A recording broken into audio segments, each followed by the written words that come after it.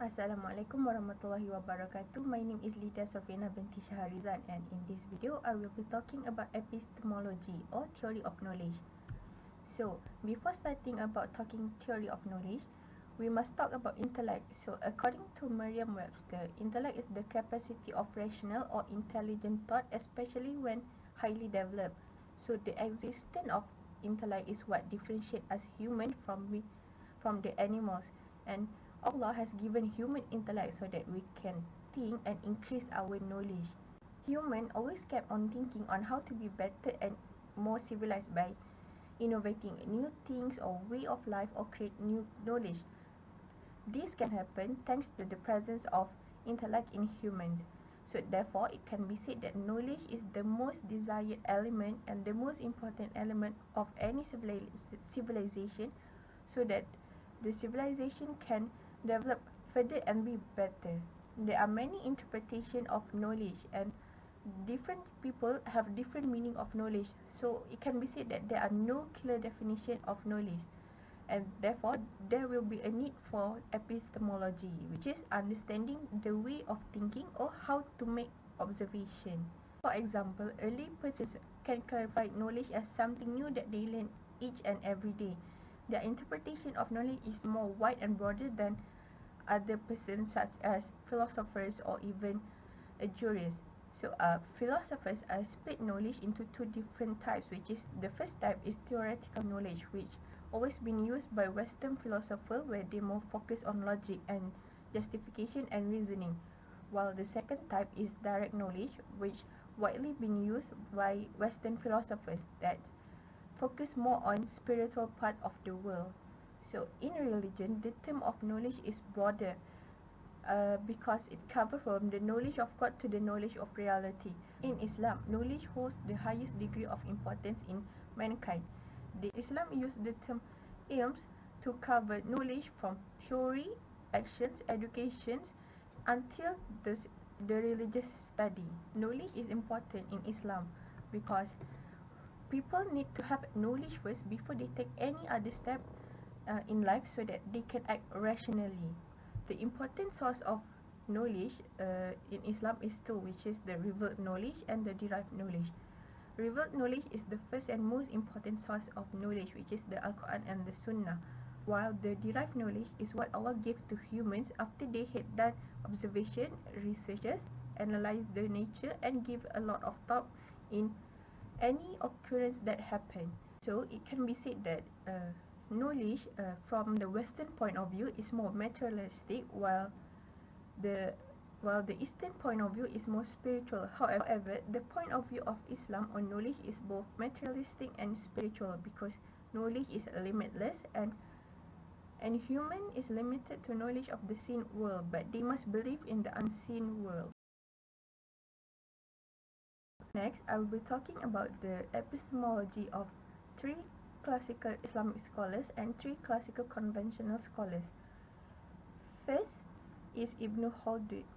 Ibn Khaldun shared his idea of epistemology in the Muqaddimah, where he highlighted the importance of both religion and philosophy in his epistemology. However, people say that Ibn Khaldun is more inclined toward orthodoxy in explaining his theory, because the most important thing in his idea of epistemology is that every single thing was determined by Allah, and every single creature must abide by his law. Ibn Khaldun started his epistemology by saying that human beings possess akal, which enable human to think and make rational judgment and decision, as well as obtain his livelihood and receive and accept divine revelation through the prophet. In every living creatures, Ibn Khaldun believed that there are two parts, which is the physical and spiritual part, where the physical consists of our five senses, and the spiritual part is heavily connected with our soul and intention. So, the presence of akal differentiates humans and animals greatly.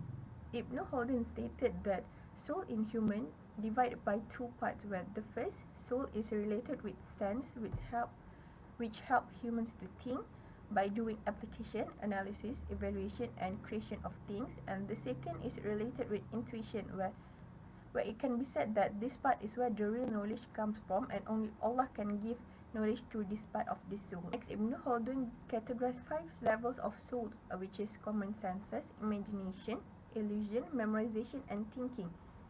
And human limitation on thinking is only up to their sense in the physical part of the world, because knowledge is limitless, but humans' akal is limited to the seen world only.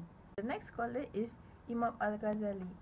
Imam al-Ghazali showed his idea on epistemology in his book The Jewel of the Quran, where he focused on all type of knowledge and that practice of the knowledge is the most important thing. He divided the epistemology into 3 parts, which the core is the knowledge of Allah. Surrounding the knowledge of Allah is his theory of epistemology and the practical aspect of the knowledge. Imam al-Ghazali started his epistemology by defining the origin of inspiration, where inspirations come from Allah and it can be referred as revelation. According to Imam al-Ghazali, in order for humans to attain certainty in knowledge, different type of thinking need to be used for different type of knowledge. For example, logical method in obtaining knowledge is not suitable in the fields of agriculture because they need to make assumption of the unknown. Therefore, both figurative interpretation and logical demonstration are needed in order to come up with good theories and make a better observation and analysis. Imam al-Ghazali emphasizes the need for constant growth in the area of knowledge and the seeker's knowledge. In order for growth to be achieved, humans need to achieve the highest level of certainty. There are 3 levels of certainty, which is the knowledge of certainty, where humans know the existence of the knowledge, and second is the vision of certainty, where they see to believe, and the highest level is the reality of certainty, where they can prove the knowledge is real by researches and analysis. The importance of achieving the highest level of certainty is so that humans can be more confident and they can continue to spread their knowledge further.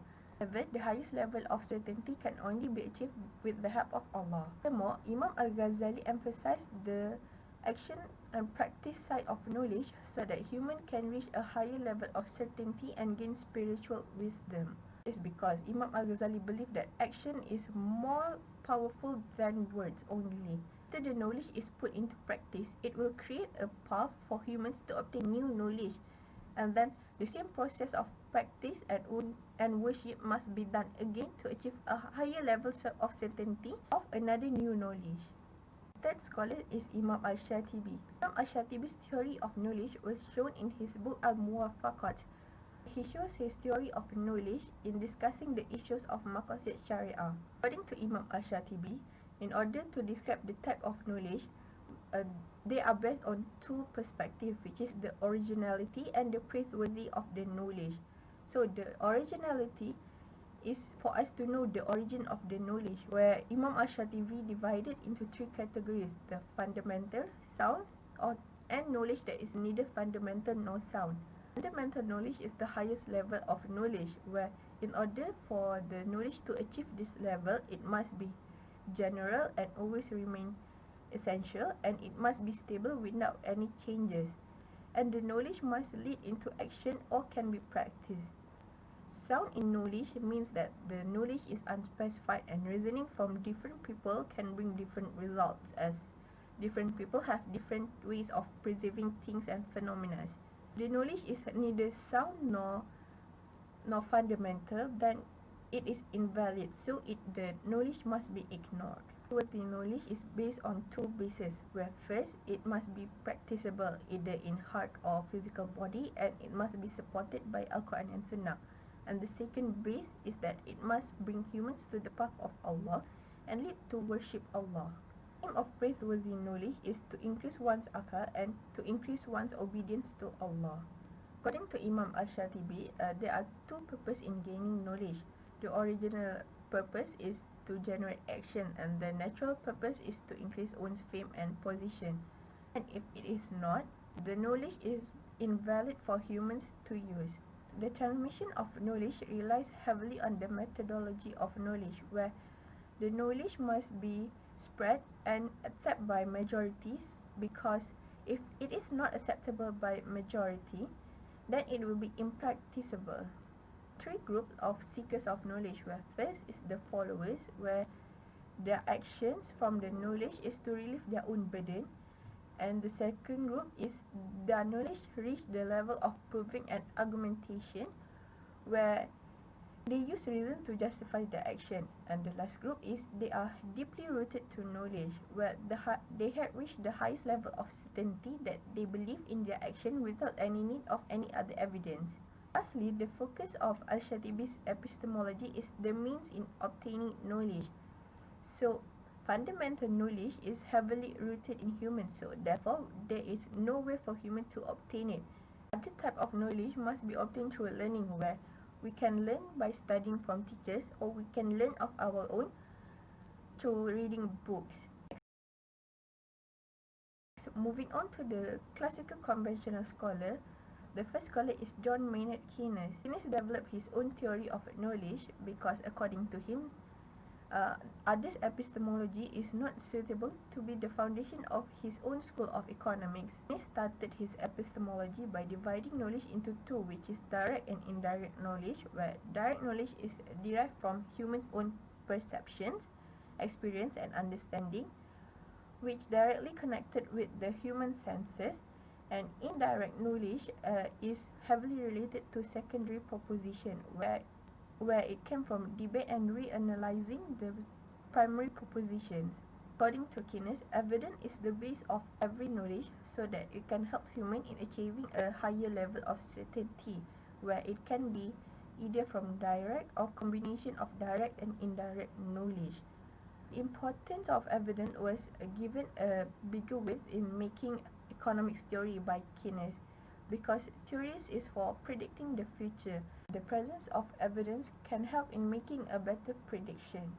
The second scholar is Adam Smith, where he wrote his idea of epistemology on his essay on astronomy, where his epistemology is more aesthetic because it involves human sentiments and the importance of imaginations and feelings. Smith believed that imagination is important to develop humans' belief, and with belief, humans know what is the true knowledge. Human sentiments that are touched in Smith's theory is surprise, wonder, and admiration, where surprise is where a person's mind suddenly produces an unexpected change, and wonder is humans respond to new things or phenomena, and admiration is where people will start to admire things that are great or beautiful. Surprise and wonder will change if there are any disruption happen in thinking, and if it become more frequent, human sentiment will change and the worldview and science has to be revived. But disruption must be eliminated so that it can soothe our imagination and reduce any disequilibrium on a person's thought system. The last scholars I'll be talking about in this video is John Stuart Mill. So Mill's epistemology was shown in his book A System of Logic and his essay on liberty. In his work A System of Logic, his epistemology revolved around science philosophy, while in his essay on liberty, its theory is more towards his idea of justification of knowledge. A System of Logic, Mill stated that knowledge, particularly knowledge in the science field, must be justified with evidence and inference. This is because evidence is an important element to increase the reliability of the knowledge. However, evidence did not bring any absolute meaning. It just helps humans to achieve a higher certainty.